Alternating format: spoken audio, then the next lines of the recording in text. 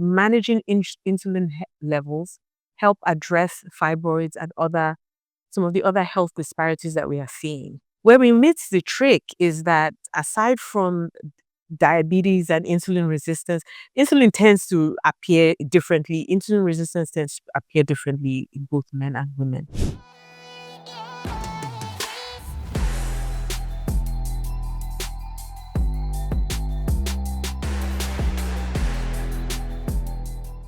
So, what if I told you that fibroids, a condition that affects millions of women, might have a deeper connection to insulin resistance?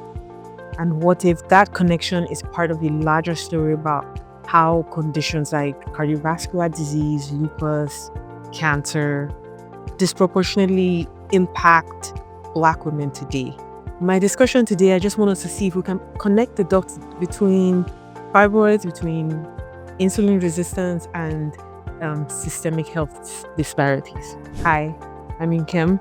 I love to simplify things, whether it's breaking down complex concepts or figuring out life's tough questions. I truly believe that simplicity gives each and every one of us an edge.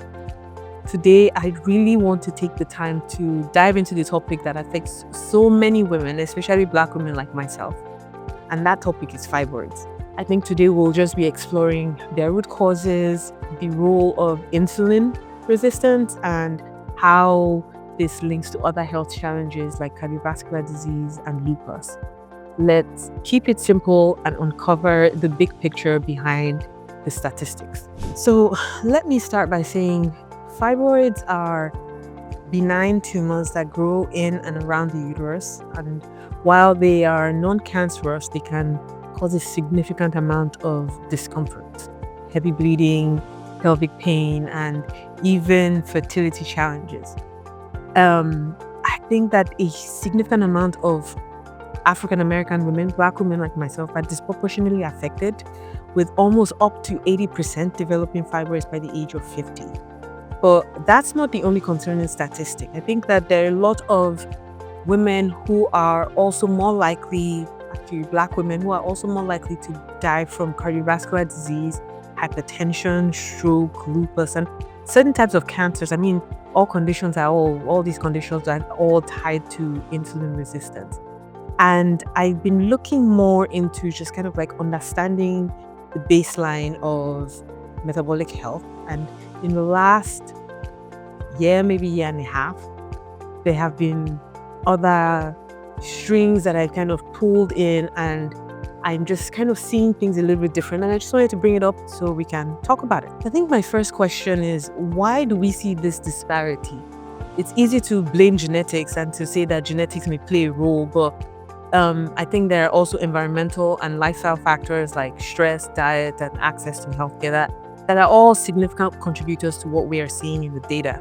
But fibroids don't just exist in isolation. I believe that they are part of a larger health crisis that is really tied to metabolic health. Another question I have is, what do these fibroids feed on? And what's the role of insulin and sugar in general? Fibroids are really influenced by hormones like estrogen and progesterone, but insulin also plays a significant or a critical role. Insulin is an anabolic hormone that promotes cell growth, and it functions in fueling high sugar environments that fibroid tends to grow and thrive in. I think elevated insulin levels that you would generally see in insulin resistance may also lead to impact the development of these fibrous tumors. We see similar patterns in other conditions linked to insulin resistance.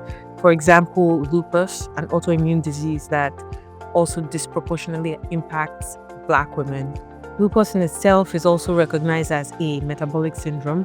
When insulin resistance is present, it contributes to a significant amount of inflammation and hormonal imbalances that tend to increase these different conditions that we're seeing that are on the rise. So my question now is, could managing insulin levels help address fibroids and other some of the other health disparities that we are seeing. Where we miss the trick is that aside from diabetes and insulin resistance, insulin tends to appear differently. Insulin resistance tends to appear differently in both men and women. So there was a paper that was published in 2016 that looked at the association between uterine myeloma and metabolic syndrome in premenopausal women. And it was a case control study. When you move, when you exercise, your muscles act like a sponge. They take up the glucose from the bloodstream, and which tends to lower your blood sugar levels and reduces the amount of insulin that your body needs to produce to bring down those levels. Muscle drinking effect improves insulin sensitivity, meaning your cells tend to respond better to insulin and reduce its resistance to it. Conditions that are tied to insulin resistance, solutions as simple as regular walking, whether it's walking, strength training, even yoga, kind of helps regulate your metabolism, helps move your muscles, help clean out your blood glucose, reduce your blood glucose level, potentially reducing any type of impacts that we might be, or those negative impacts that we might be experiencing, like inflammation. So this sort of segues into Ozempic. Let's talk about Ozempic, the drug that was originally developed for type 2 diabetes that's now making headlines for weight loss. What Ozempic does is it mimics a hormone called GLP-1, which regulates blood sugar and improves insulin sensitivity. So it basically clears out your glucose to a certain extent. Let's just keep it simple. Now, while there's no direct evidence linking Ozempic to fibroid treatment, managing insulin resistance through this mechanism might offer indirect benefits.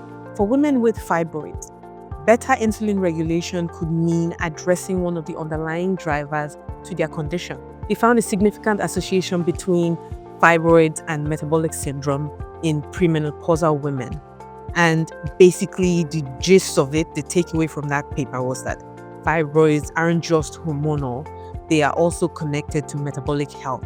I really think that this study isn't really like a smoking gun, but it tells us something valuable. The more I look into the data and the connections, this insight encourages us to just shift from the assumption that we manage the symptom to really addressing the root cause of situations like fibroids. What does this entire thing mean for you? I say start with the basics. Regulate insulin levels. Let's trying like low carb, high protein, high fat. I mean, it's as tough as it is. I think maybe start there 90 days and see how it impacts your health. I know that the reason why I started with this topic today, or why this topic was kind of like weighing on my mind, was because there are so many people who are dealing with this stuff, and there's so much information out there about you need to go regulate your hormones, you need to get on the pill, you need to do this, you need to do that, and I'm just trying to look at things from a perspective of zoom out and just look at it slightly differently. That's just all I'm asking, slightly differently. In my opinion, I suggest not just regulating carbohydrates and increasing fats and protein, but I think that maybe just give that a try for 60 to 90 days and see if this helps a bit. Looking at how my own life and my own health is going, that my symptoms have reduced significantly. Physical activity isn't just about fitness. I think that it's about metabolic health in general. It tends to improve insulin resistance, change your insulin resistance to improve insulin sensitivity and reduce that resistance. I think insulin resistance isn't about just diabetes. It's a major player in our overall health, and sometimes we're not seeing it because we are so bombarded by the external noise, and I hope that makes it, that we're able to use that to make meaningful changes. General call to action right now is, particularly to the women out there, is I really want to know what your experience has been with fibroids, if anyone has an understanding about insulin resistance, and if you've had any other metabolic health challenges, and how you have combated that and how it has helped you, how changes, the different types of changes you've made, how that has helped or improved or not improved, so that way we get the conversation going. I really hope that this video is able to help someone at least just think outside of the box to see what they can do to help themselves. If this has helped you, please give it a thumbs up. Make some comments in the comment section, and let us use this avenue as a way to discuss complex issues and take full control of our health. Thank you.